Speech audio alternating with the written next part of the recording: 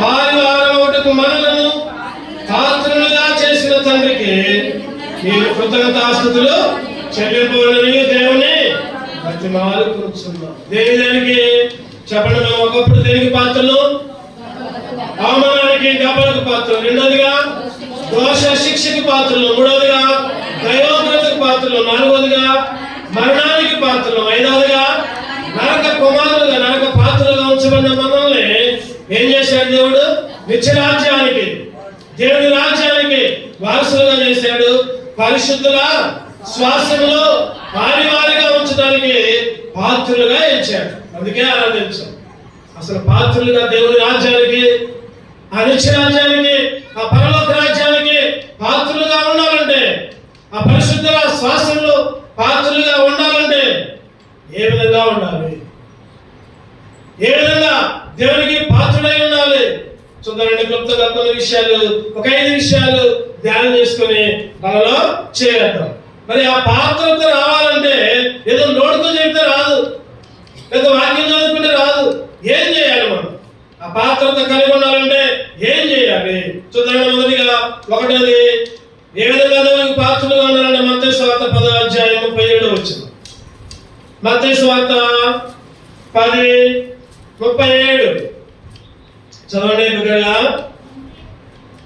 మత్తయి సువార్త 10:37 తండ్రి నేను తల్లి నేను నాకంటే ఎక్కువగా ప్రేమించేవాడు నాకు పాత్రుడు కాడు. కుమారుడేను కుమార్తె నాకంటే ఎక్కువగా ప్రేమించేవాడు నాకు పాత్రుడు కాడు. చాలు. తండ్రి నేను తల్లి నేను దేవుని కంటే ఎవరికంటే ఎక్కువగా ప్రేమించకూడదు చెప్పండి. ఎవరెవరిని? తల్లిని, తండ్రిని, ఇంకా కుమారుని, కుమార్తెని. మొదటిగా దేవునికి పాత్రలుగా ఉండాలంటే ఏం చేయాలి? ఏం చేయాలి? తండ్రిని ప్రేమించకూడదు, తల్లిని ప్రేమించకూడదు, కుమారుని ప్రేమించకూడదు, కుమారుని ప్రేమించకూడదు అని చెప్పలా బైబిల్. ప్రేమించండి, కుమారుని ప్రేమించండి, కుమార్తెను ప్రేమించండి, తండ్రిని ప్రేమించండి, తల్లిని ప్రేమించండి, మీ ఉద్యోగాలను ప్రేమించండి, మీ ఇంటిని ప్రేమించండి. కానీ చెప్పండి, కానీ దేవుని కంటే ఎక్కువగా ప్రేమించకూడదు. అది మొదటిగా ఆయనకు పాత్రుడిగా ఉండాలంటే, ఆయనకు పాత్రుడిగా ఉండాలంటే దేవుని కంటే ఏది ఎక్కువ కాదు.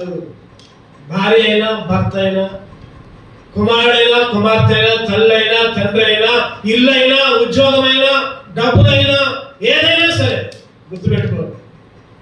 ఈరోజు విచారకరం ఏంటంటే దేవుడి కంటే అన్నీ ఎక్కువైపోయి, దేవుడి కంటే అన్నీ ఎక్కువైపోతున్నాయి.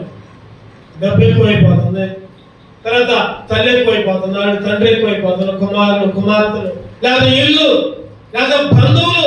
ఎవరైనా బంధువు వస్తే వాళ్ళు మందిరం మానే వాళ్ళు కూడా మందిరానికి తీసుకొని రావాలి. బైబిల్ అంటుంది కదా, దేవునికి పాత్రలుగా ఉండాలంటే, దేవునికి పాత్రలుగా ఉండాలంటే చెప్పండి, ఈ లోకంలో తల్లి కానీ, తండ్రి కానీ, కుమారుడు కానీ, కుమార్తె కానీ, అంతే మనం చెప్పుకోవచ్చు. ఇల్లు అయినా, భార్య అయినా, భర్త అయినా, డబ్బు అయినా, లేదా లోకపు పనులైనా ఏది కూడా దేవుడి కంటే ఎక్కువగా ఉండకూడదు. అంటే లోక సంబంధ విషయాల మీద ఆసక్తి ఉండకూడదు. దీని అర్థం ఏంటంటే, ఒక మాటలో చెప్పాలంటే లోక సంబంధమైన విషయాల్లో ఆసక్తి ఉండకూడదు. దేవుని విషయాల్లో ఆసక్తి ఉంటేనే దేవునికి పాత్రుడు. రోజు పనులు చేసుకోవచ్చు, చేయడంలా, లేకపోతే ఇంకా అన్నం తినవచ్చు, లేకపోతే తల్లిని ప్రేమించవచ్చు, కుమారులు ప్రేమించవచ్చు. కానీ దేవుని విషయాల్లో కూడా దేవుని ప్రేమించే వాళ్ళగా ఉండాలి. ఈరోజు దేవుణ్ణి ప్రేమించే వాళ్ళగా ఉంటున్నామా? దేవుని ప్రేమించడం అంటే చెప్పండి, దేవుని ప్రేమించడం అంటే ఆదివారం ఒక్క పూట దేవుని సన్నిధికి వస్తే కాదు. ఆదివారం ఒక్క పూట దేవుని సన్నిధికి వచ్చి నేను నిన్ను బాగా ప్రేమిస్తున్నా అంటే కుదరదు. దేవుని మందిరాన్ని ప్రేమించాలి, దేవుని సన్నిధిని ప్రేమించాలి. బుధవారాలు, శనివారాలు, ఉపవాస కొడికలు, సంపూర్ణ రాత్రి ప్రార్థనలు. మీకు పనులు లేనప్పుడే, పనులుంటే పనులుకోండి, పనులు లేకపోతే దేవుని ప్రేమించాలి. అసలు పనున్నా కూడా దేవుని ప్రేమించాలి. మనం పనికి పోయి వచ్చినా కూడా రాత్రులు, శనివారం రాత్రులు రాలేకపోతుంటున్నాం. కారణం ఏంటంటే ఇంకా దేన్నో ప్రేమిస్తున్నాం. మనం దేవుని మందిరాన్ని దేవునితో గడపడానికి, దేవునికి మొరపెట్టడానికి దేవునితో మాట్లాడటానికి మనకు ఇష్టం ఉన్నట్లా. దేవునికి పాత్రుడిగా ఉండాలంటే నిత్యరాజ్యానికి, పరలోక రాజ్యానికి, ఆ పరిశుద్ధుల స్వాస్థ్యానికి పాత్రుడిగా ఉండాలంటే చెప్పండి, దేన్ని ప్రేమించాలి? దేవుణ్ణి ప్రేమించాలి, దేవుని మందిరాన్ని ప్రేమించాలి. దేమ అంట ఈ లోకంతో స్నేహం చేశారంట. తిమోతికి రాసుకుంటూ 2 తిమోతి చదవండి ఒక మాట, చక్కటి మాట పౌలు గారు రాస్తూ 2 తిమోతి 4వ అధ్యాయం 10వ వచనం, 196 పేజీ. దేమ యెహోవాను స్నేహించి నన్ను విడిచి దాస్యలోనికి వెళ్ళదు. దేమ యెహోవాను స్నేహించి, ఎవరిని స్నేహించాడు? ఎవరిని? యెహోవాన్ని, లోకాన్ని స్నేహించాడు. లోకాన్ని లేకపోతే ఇంటిని, లేకపోతే ఇంట్లో పనుల్ని స్నేహించి దేవుని మందిరానికి రాకుండా, దేవుని సన్నిధిలో గడపకుండా, ఈరోజు ఒక నియామక, ఒక సంఘముగా, ఒక సీయోను వాసిగా, పరలోక పరిశుద్ధుల స్వాస్థ్యమైన సీయోను గుంపుగా కొన్ని నియామక కూడికలు ఏర్పాటు చేసుకున్నాం మనం. బుధవారం 1 గంట బైబిల్ స్టడీ అని, శనివారం సంఘ ప్రార్థనని, ఆదివారం ఉదయం దేవుని ఆరాధనని, లేదా నెలలో ఒక్కసారి ఉపవాస కూడికలని, ఒక రాత్రి సంపూర్ణ రాత్రి ప్రార్థనని. మరి అన్నిటికీ రాకుండా ఆదివారం ఒక రోజు వచ్చి నేను దేవుడిని ప్రేమిస్తున్నా అంటే దేవునికి పాత్రుడివి కాదు. గుర్తుపెట్టుకోవాలి. ఆయన బలలో చేవేసినప్పుడు, ఆయన శరీరంలో, ఆయన రక్తంలో చేవేసినప్పుడు ఈ హెచ్చరికలన్నీ మనం తీసుకోవాలి. ఈ హెచ్చరికల్ని మనం అవలంబించాలి. ఇది నా కొరకే. నాలో కళంకం ఉండకూడదు, నాలో ముడతుండకూడదు, నాలో డాగు మచ్చ. శనివారం ప్రార్థన చేయరు అనే డాగు ఉండకూడదు, బుధవారం ప్రార్థనకు రారనే మచ్చ ఉండకూడదు, ఆదివారం లేటుగా వస్తాను అనే కళంకం ఉండకూడదు. గుర్తుపెట్టుకోవాలి. దేవుణ్ణి ప్రేమించాలి, లోక స్నేహాన్ని విడిచిపెట్టాలి, లోకముతో సహవాసాన్ని విడిచిపెట్టాలి. యేసుక్రీస్తు అన్నాడు కదా, నేను లోక సంబంధిని కాదు, నన్ను అంగీకరించిన కూడా లోక సంబంధులు కాదు. యోహాను సువార్త చూడండి, యోహాను సువార్త 17, యోహాను సువార్త 17:14 చదవండి. వారికి నీ వాక్యం ఇచ్చి ఉన్నాను, నేను లోక సంబంధిని కానట్టు వారును లోక సంబంధులు కాదు కనుక లోకము వారిని ద్వేషించదు. లోకము వారిని ద్వేషించదు. ఈరోజు లోకము నేను నన్ను ద్వేషించాలి.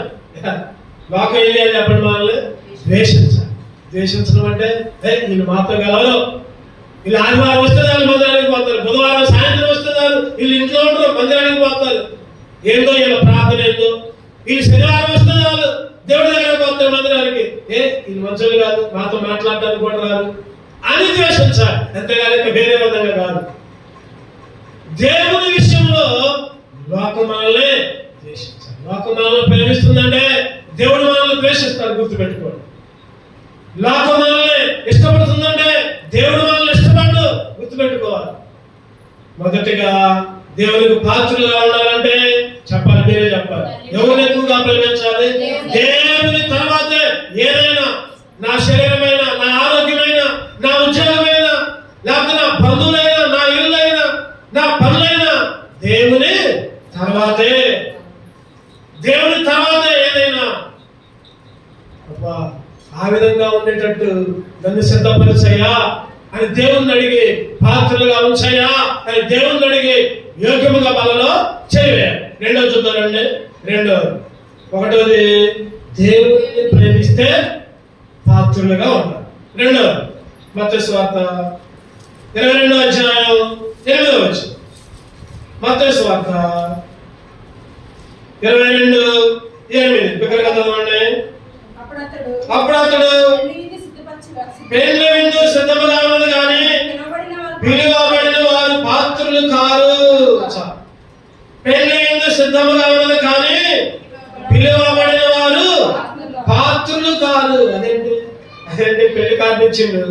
పెళ్లి కార్డు ఇచ్చి ఇగో నిన్ను పిలిచా, నువ్వు పాత్రుడు కాదు అని అంటున్నాడు. అదేంటి చెప్పండి, ఎందుకని అట్లా? యేసుక్రీస్తు అంటున్నాడు, ఒక ఉదాహరణ చెప్తున్నాడు. ఒక ఆయన అంట పెళ్లి చేసుకుంటున్నాడు అంట, లేదా పెళ్లి పత్రిక అందరికి పెంచాడంట. అందరికి ఇచ్చి ఇగో మా టైంలో పెళ్లి రండి అందరూ పిలిచిన వాళ్ళు ఎవరు రాలా. ఏం జరిగింది? దారిలో ఉన్న వాళ్ళందరూ పిలిచి రాండి మీకు పెళ్లి వస్త్రం వేస్తారు, రాండి భోజనం చేయండి అని పిలిచి. అంటే ఆ సందర్భంలో ఈ మాటలు రాయబడి ఉంటున్నాయి. పిలవబడిన వారు పాత్రులు కాదు. అంటే పిలవగానే వెళ్ళకుండా ఉంటున్నారు. అంటే విధేయత చూపించట్లా, విధేయత చెప్పిన మాట వింటున్నా, లోబడట్లా. దాని మాట ఒక మాట చెప్పాలంటే లోబడిన వారు, విధేయులు కాని వారు నాకు పాత్రులు కాదు అని అర్థం. పిలవబడిన వారు పాత్రులు కాదు, పిలవబడి కూడా పిలిచినా కూడా రక్షణ పొందాం, మానవసు పొందాం, బాప్తిసం తీసుకుందాం. ఆయన వారం వచ్చి నా వల్ల చేయండి పిలుస్తూ ఉన్నాడు, కేకలేస్తూ ఉంటున్నాడు. లోపల వల్ల ప్రజలారా అని దినమెల్లా చేతులు దాపి ఆహ్వానిస్తున్నా కూడా ఆ ఆహ్వానాన్ని పక్కన పెట్టి నేను రాలేదు, నా ఇంట్లో ఆ పని ఉంది, ఈ పని ఉంది, అది చేసుకుంటా, ఇది చేసుకుంటా అని లోపడకుండా విధేయత చూపిస్తే దేవునికి పాత్రలు కాదు. గుర్తుపెట్టుకో. చెప్పండి, ఈరోజు మనం మన ఇంట్లో ఒక మంచి ఫంక్షన్ చేసుకుంటున్నాం అనుకోండి. ఇచ్చాం, అందరికీ కార్డులు ఇచ్చాం, ఒక్కొక్కరికి ఒక్కొక్క కార్డు ఇచ్చాం.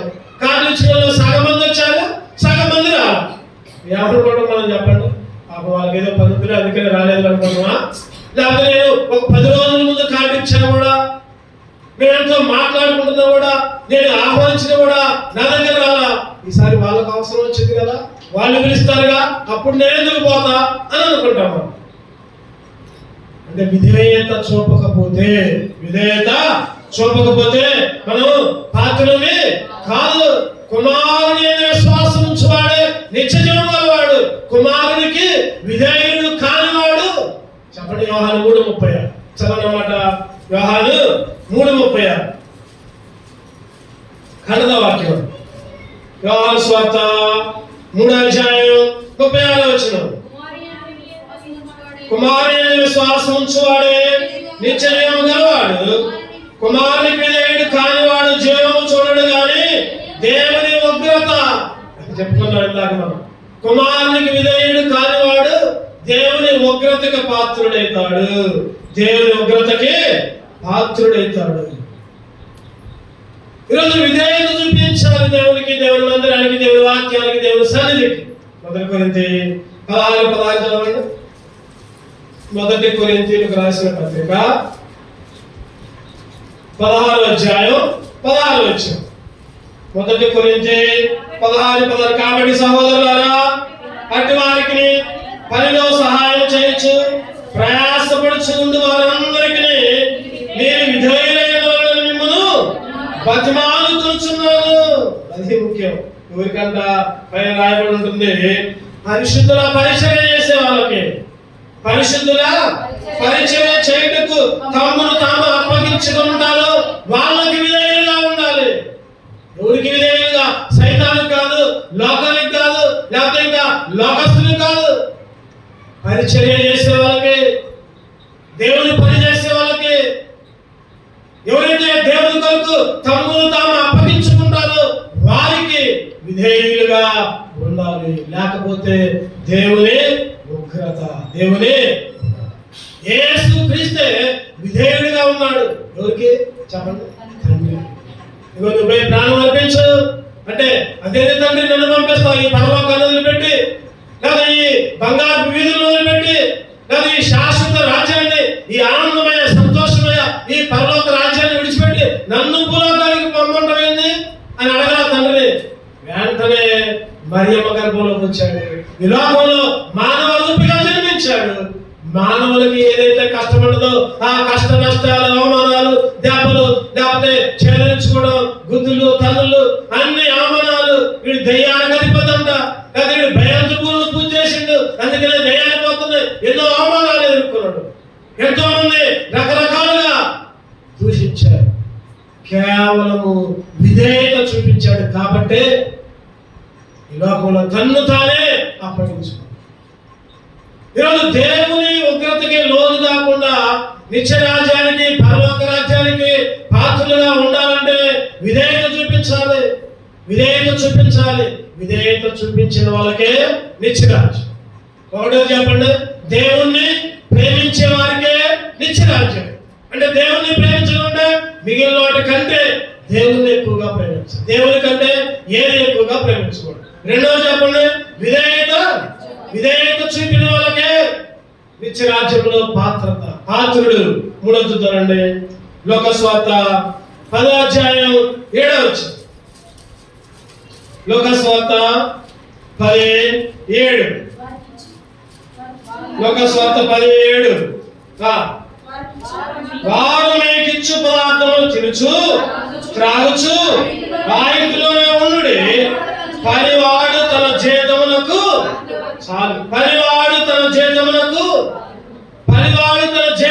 పాత్రుడు. పనివాడు జీతానికి, పని చేస్తే జీతం, పని చేయకపోతే చెప్పండి, పని చేయకపోతే జీతం ఇస్తారా? ఎవరైనా పిలిచారనుకోండి కూలికి ఎవరైనా పిలిచారనుకోండి, ఊరుగా పని చేయకుండా పని చేసే వాళ్ళ దగ్గర కూడా పోయి చేసిన వాళ్ళు కూడా చెడగొట్టారు అనుకోండి, డబ్బులు సాయంత్రం అయిపోయిన తర్వాత, ఎవరు నువ్వు అట్ట చేశావు కదా, నువ్వు ఎట్ట చేసావు కదా, నువ్వు పని చేయాలా, నీకు డబ్బులు అయిపో. అంటే పని చేస్తేనే జీతానికి,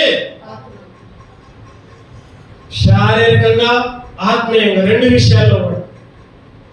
ఎంత కన్నా కొడుకైనా సరే చెప్పండి, ఎంత కన్నా కొడుకైనా ఏ పని చేయకుండా ఇంట్లోనే ఉండి ఫోన్లు చూసుకుంటూ టీవీలు చూసుకుంటూ సోమరుగా ఉండి 11 దాకా నిద్రపోయి రాత్రులు 12 దాకా గడుపుకుంటూ బయట తిరిగి వస్తే ఏ తల్లి ఊకుంటారా?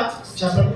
అదే దున్నపోతులా ఉన్నావు, ఏదో ఒక పనికి పోరా, ఏమి సంపాదించుకున్నా తిరుగుతున్నావురా, మా ఇంట్లో ఉండదు పోరా అంటావు. దేవుని విషయంలో దేవుడు కూడా అంటాడు, దేవుడు కూడా పనివాడు జీతములకు పాత్రుడు. 2 తెస్సలోనికయ 3:10 చూస్తే 2 తెస్సలోనికయలకు రాసిన పత్రిక 3:10 చదవండి. మరియు మేము మీ యొద్ద ఉన్నప్పుడు ఎవడైనా పని చేయనొల్లని ఎడల వాడు భోజనము చేయకూడదని మీకు ఆజ్ఞాపించితిమి కదా. ఏంటంట? పని చేయకపోతే భోజనం చేయొద్దు, పని చేయకపోతే భోజనం చేయొద్దు. అసలు దేవుడు 2 విషయాలు వేస్తున్నాడు. పని చేయకపోతే, శారీరకంగా పని చేయకపోతే నీకు తిండి పెట్టమని ఒక మాట. రెండవదిగా ఆత్మీయంగా దేవుని పని చేయకపోతే దేవుని భోజనం కూడా నీకు వద్దు. దేవుని శరీరము, యేసుక్రీస్తు శరీరము, యేసుక్రీస్తు రక్తము నువ్వు చేయడానికి అర్హత లేదు. దేవుని పని చేయి. పని చేయకపోతే చెప్పండి, పని చేయకపోతే భోజనము అంట దేవునితో జతపని వాళ్ళు. మనం ఎవరు చెప్పండి? దేవునితో. 1 కొరింథీ 3:9. 1 కొరింథీ 3:9. మేము దేవుని జతపని వారమై ఉన్నాము, మీరు దేవుని వ్యవసాయమును దేవుని గృహమునై ఉన్నారు. ఎంత చక్కటి మాట. దేవుని జతపనివారు, దేవుని వ్యవసాయము, దేవుని గృహము. చెప్పండి, దేవుని వ్యవసాయం అంట మనమే, దేవుని గృహం అంట, దేవుని జత పని వారి అంట. దేవుని ఒకసారి కొంతమంది అనుకుంటారు కదా, దేవుని సందర్భంగా దేవుని విషయాల్లో పని చేయాలంటే దేవుని మందిరంలో ఓడవాలన్నా, లేకపోతే దేవుని సన్నిధిలో శుభ్రం చేయాలన్నా, లేకపోతే కడగాలన్నా, ఏదైనా పడితే తీయాలన్నా సిగ్గుపడిపోతా ఉంటారు. సిగ్గుపడతాం. నేను చేయటువంటి పని, నేనేంటి బాత్రూమ్లు కడగటం ఏంటి, కాదు నేనేంటి ఈ పాస్ బకెట్లు ఉద్దటం ఏంటి, నేనేంటి ఇది చేయడం ఏంటి. దేవుని దగ్గర సిగ్గుపడకూడదు. చెప్పండి, దేవుని దగ్గర ఏం చేయకూడదు చెప్పండి. సిగ్గుపడని పరిమాణంగా ఉండేటట్టు చేయాలంట. చూద్దామండి, 2 తిమోతి 2:15. 2 తిమోతి 2:15. దేవుని ఎదుట యోగ్యునిగాను సిగ్గుపడనక్కరలేని పనివానిగాను. చాలు. దేవుని దగ్గర సిగ్గుపడనక్కరలేని పనివానిగాను. ఈరోజు దేవుని పనులు చేయాలి మనం. దేవుని పని చేస్తేనే ఒక్కొక్కరికి ఒక్కొక్క పని ఉంటుంది. ఒక్కొక్కసారి ఒక్కొక్కరికి ఉంటుంది, ఒక్కొక్కరికి ఉండదు. ఒక్కొక్కరికి ఆ పని వచ్చినప్పుడు సిగ్గుపడకుండా దేవుని మందిరాల చుట్టూ ముందు వెనక ఎక్కడ కూడా శుభ్రంగా ఉంచాలి. నేను అది చేయడం ఏంది, ఇది చేయడం ఏంది, నేను ఆ పని చేయడం ఏంది అని అనుకోకూడదు. వాళ్ళు చేయట్లేదుగా నేను ఎందుకు చేయాలని అనుకోకూడదు. మన పని, మనకిచ్చిన పని, మన ఇంటిలో ఏ విధంగా ఉంచుకుంటాము, మన ఇంటిలో ఆ విధంగా పిచ్చి చెట్లు మురిగితే అటు ఉంచుకోం మనం, ఆ విధంగా పాసి పట్టుంటే ఉంచుకోం మనం. మరి దేవుని మందిర విషయాల్లో అసలు చూసి చూడట్టే పోతాం. సిగ్గుపడనక్కర్లేని పనివాడిగా, పనివాడు జీతానికి. నువ్వే పని చేస్తే ఆ పనికి ఏముంటుంది చెప్పండి? జీతం ఉంటుంది. నువ్వే పని చేస్తే ఆ పనికి బహుమానం ఉంటుంది. నువ్వే పని చేస్తే ఆ పనికి కిరీటం ఉంటుంది.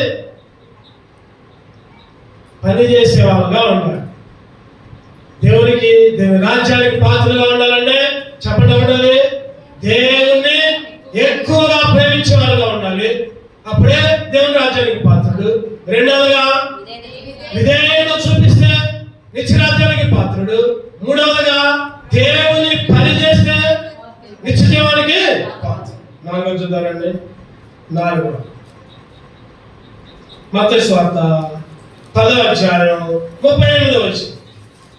మత్తయి సువార్త 10:38. తన సిలువనెత్తుకొని నన్ను వెంబడింపనివాడు నాకు పాత్రుడు కాడు. నాలుగోదిగా చెప్పండి, సిలువనెత్తుకొని నన్ను వెంబడింపనివాడు నాకు పాత్రుడు కాదు. సిలువను మోయాలి. సిలువ మోయమన్నాడు కదా అని ఒక చెక్క సిలువను మోసుకొని పోవడం కాదు. సిలువ మోయమన్నాడు కదా అని ఒక మెడలో పెద్ద సిలువ గుర్తేసుకొని ఒక చేయి వేసుకోవడం కాదు. లేదా సిలువ మోయమన్నాడు కదా అని లేదా సిలువ కొట్టు పెట్టుకోవడం కాదు. సిలువ మోయమన్నాడు కదా అని శరీరానికి సిలువ గుర్తులు వేసుకోవడం కాదు. సిలువనెత్తుకొని వెంబడించాలి. ఎట్లా ఎత్తుకోవాలి? సిలువ ఎత్తుకోవడం అంటే ఎట్లా చూద్దారండి. గలతీ 2:20. గలతీ 2:20. సిలువ ఎత్తుకోవడం అంటే ఏంటి అసలు? నేను క్రీస్తుతో కూడా సిలువ వేయబడి ఉన్నాను, ఇకను జీవించువాడు నేను కాను, క్రీస్తే నా యందు జీవించుచున్నాడు. అది ఎవరు జీవించాలి? మనలో క్రీస్తే జీవించాలి. ఎవరు జీవించాలి? అబద్ధాలు జీవించకూడదు, దొంగతనాలు జీవించకూడదు, మాయ మాటలు జీవించకూడదు, మోసము జీవించకూడదు, కపటమైన ప్రేమ జీవించకూడదు.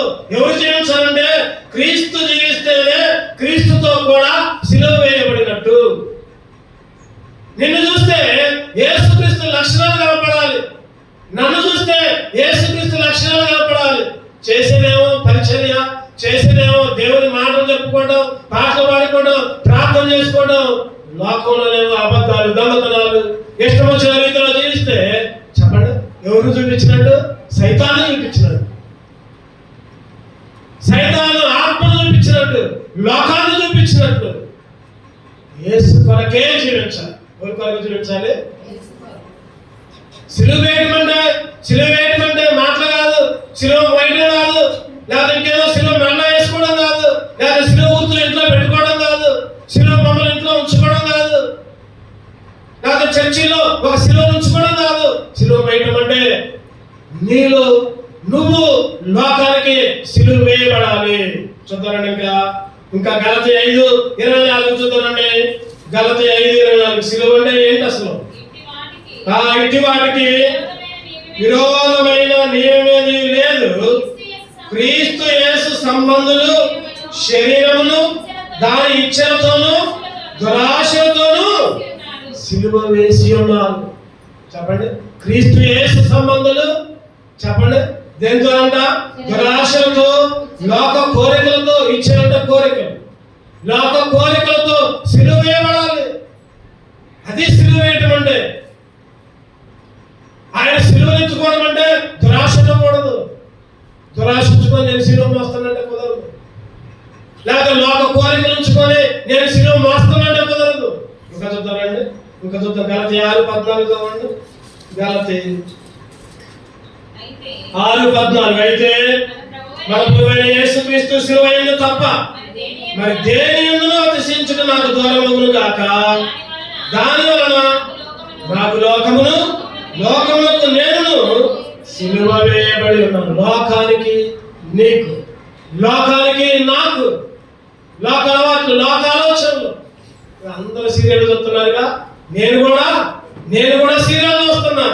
అంటే ఇంకా నువ్వు లోకానికి సిలువ వేయబల్లా, అందరూ అది చేస్తున్నారుగా, నేను కూడా ఇది చేస్తున్నా అంటే సిలువ వేయబడలా. ఇంకా లోకంతోనే నువ్వు అంటగాగుతున్నావు, లోకంతోనే సహవాసం చేస్తున్నావు. లోకానికి నువ్వు, నీకు లోకము ఏం చేయాలి చెప్పండి? సిలువ వేయబడాలి. రోమీయులకు రాసిన పత్రిక 6వ అధ్యాయం 6వ వచనం. రోమీయులకు రాసిన పత్రిక 6వ అధ్యాయం 6వ వచనం చదవండి. మనమికను పాపముకు దాసులుగా కాకున్నట్లు, పాప శరీరము నిరర్థకమగునట్లు ప్రాచీన స్వభావమును ఆయనతో కూడా, ప్రాచీన స్వభావం, అలవాట్లు, పాత ఆలోచనలు, కుల ఆచారాలు, మత ఆచారాలు. ఇగో మా తాత అట్లా చేసింది, మేము ఎట్లా చేస్తాం? ఈ ఆచారాలన్నీ పక్కకు పెట్టాలి. ప్రాచీన స్వభావానికి సిలువ వేయబడాలి. టోటల్గా అర్థం ఏంటంటే యేసు క్రీస్తు కొరకు జీవించాలి. ఎప్పుడైతే యేసు క్రీస్తు కొరకు జీవిస్తావో అప్పుడు ఆయన సిలువ మోసుకున్నాడు. యేసు క్రీస్తు కొరకు జీవిస్తావో ఎప్పుడు దాకా చెప్పండి? చాలాసార్లు ఎప్పుడు దాకా? ఆయన వచ్చేదాకా, మనం మట్లో కలిసేదాకా, మనం మట్లో పోయేదాకా జీవించేదా యేసు రాజా. కదా, జీవించేదా యేసు రాజా, నీకై జీవించేదా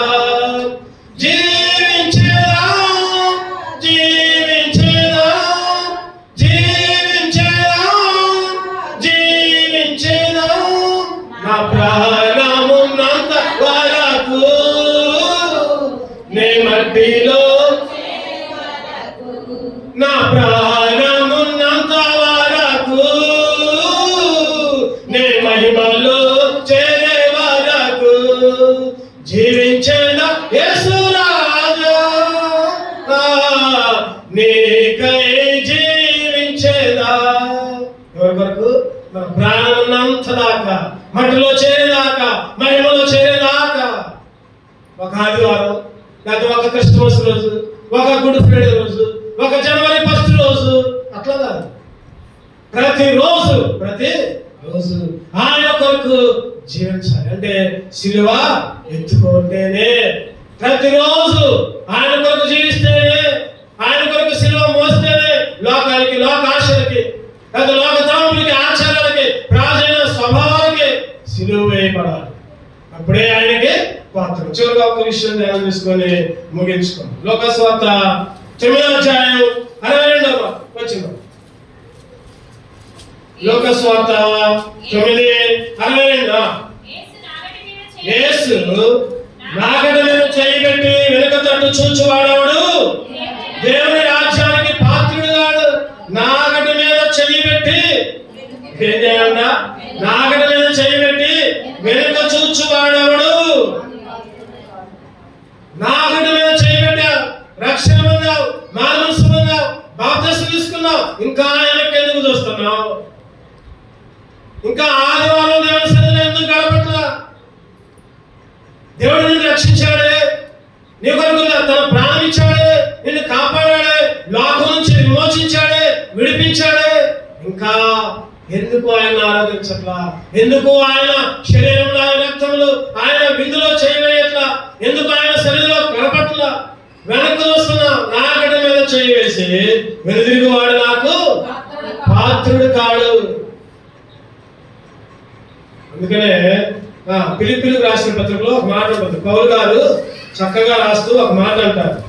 ఫిలిప్పీలకు రాసిన పత్రిక 3వ అధ్యాయం, పౌలు గారు ఫిలిప్పీలకు రాసుకుంటూ, ఫిలిప్పీలకు 3వ అధ్యాయం 13వ వచనం. సహోదరులారా, నేను ఇదివరకే పట్టుకుని నన్ను తలంచుకోను, అయితే ఒకటి చేయించున్నాను, వెనుక ఉన్నవి మరచి ముందున్న వాటి కొరకే వేగిరపడుచు క్రీస్తు యేసునందు దేవుని ఉన్నతమైన పిలుపుకు కలుగు బహుమానములు పొందాలని గురి అద్దకే పరిగెత్తుచున్నా. గురి, మన గురి ఏంటి చెప్పండి? ఒక పిల్లవాడిని చదివిస్తారు తల్లిదండ్రులు, కొన్ని లక్షలైన ఫీజు పెట్టి చదివిస్తారు. ఏంటి వాళ్ళ గురి? ఏంటి? 1వ తరగతిలోనే 50,000 కట్టి చదివించే వాళ్ళు ఉన్నారు. 10వ తరగతికి వచ్చేసరికి 2 లక్షలు 3 లక్షలు ఫీజులు కట్టి చదివించే వాళ్ళు ఉన్నారు. ఏంటి గురి? 10వ తరగతి అయిపోవాలి, 1వ తరగతి కావాలి, 2, 3 ఆ విధంగా చదువుకుంటూ 10వ తరగతి పాస్ కావాలి, ఇంటర్మీడియట్ పాస్ కావాలి, తర్వాత బీటెక్లు లేకపోతే ఎంటెక్లు డిగ్రీలు లేకపోతే ఇంకేదో చదివి ఏం కావాలి? గురి ఉద్యోగం. అది గురి. 1వ తరగతిలో స్కూల్కి పంపిస్తామంటే ఆ తల్లికి ఆశ ఏంటి? మావోడు 10 తరగతులు 15 తరగతులు చదివి మంచి ఉద్యోగం సంపాదించాలి. అది గురి. ఆ గురి పెట్టుకొని నీ పిల్లవాడికి ఎంత ఫీజు అయినా కట్టి ఎంత దూరమైనా పంపిస్తాం. ఒక గురి కలిగి. మరి ఆత్మీయంగా మన గురి ఏంటి? మన గురి అంటే కానాను, పరమ కానాను. అది గురి. ఆ పరలోక రాజ్యం చాలా, అది గురి. మరి ఆ గురి చూసినప్పుడు ఇది లోకంలో ఏది చూసుకోకూడదు, వెనకొన్న ఏవి కూడా గుర్తు తెచ్చుకోకూడదు. వెనకొన్నవి మనిషి చెప్పండి, ముందున్న వాటి కొరకే వేగిరపడుచు బహుమానము కొరకు గురి యొద్దకే. ఉందా ఆ గురి? ఉందా? వెనక్కి తిరిగి చూడకూడదు. వెనక్కి తిరిగి చూసింది ఒక అమ్మగారు. ఎవరు అమ్మగారు చెప్పండి? లోతు అమ్మగారు. ఎవరు? లోతుకు భార్య పేరు లేదు కాబట్టి లోతు అమ్మగారు అంటున్నారు. ఆ లోతు అమ్మగారు ఏం చేసింది? వెనక్కి తిరిగి చూసింది. ఇంకా నా ఆస్తి ఏమైపోయింది, నా బట్టలు ఏమైపోయింది, నా బంగారం ఏమైపోయింది, నా ఇల్లు ఏమైపోయింది, నా బీరువా ఎట్టుంది? వెనక్కి తిరిగి చూసింది. అరే దేవుడు ముందుకు పోండి, దాన్ని కాలుస్తాను చెబితే ఇంకా వెనక్కి ఎందుకు చూస్తున్నాం? ఉప్పు స్తంభం అయిపోయింది. ఏమైపోయింది చెప్పండి?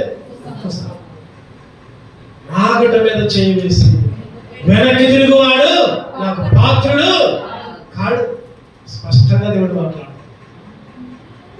సూటిగా మాట్లాడుతున్నాడు. 2 కళ్ళు మూసుకుందాం, ఒకసారి కళ్ళు మూసుకుందాం. ఒక్క నిమిషం మనం సరి చేసుకుందాం. ఒక్క నిమిషం. అయ్యా